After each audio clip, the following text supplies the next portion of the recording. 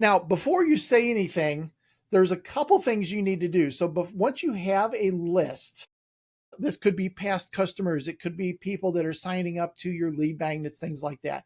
Before you say anything to them, you really should segment your list out.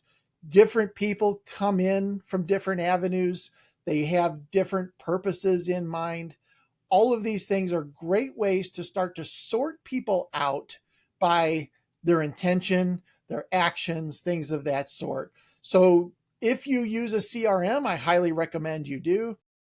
If you use a CRM like this lead boomerang option here, you can tag people by actions, by things that they've done. There's a lot of different ways to go about doing this.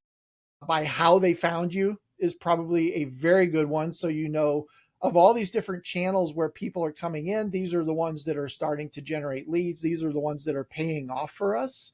And these are the ones that we don't seem to get very good leads from. So, segmenting them by how they found you, an absolutely great way to go about it. You could also do it by what they did, what actions they took once they got into your world. So, did they schedule an install?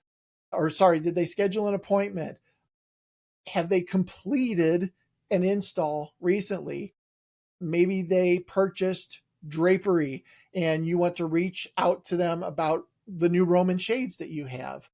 These are great ways to start to segment people in different ways so that you can reach out to them. Now, you can also do it by who they are.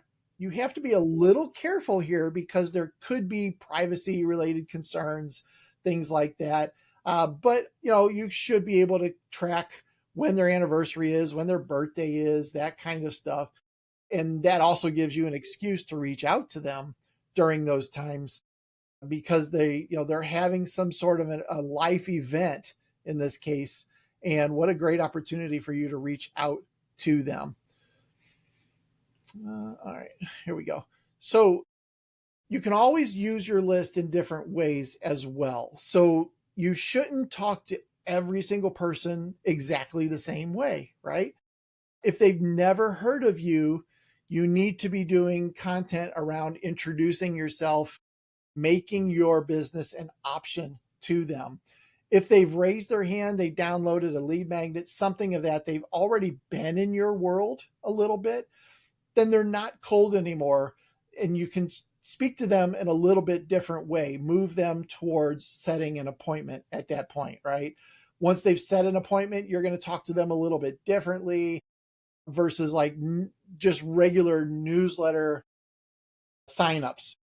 So lots of different ways to go about talking to them and again, segmenting people and reaching out to them.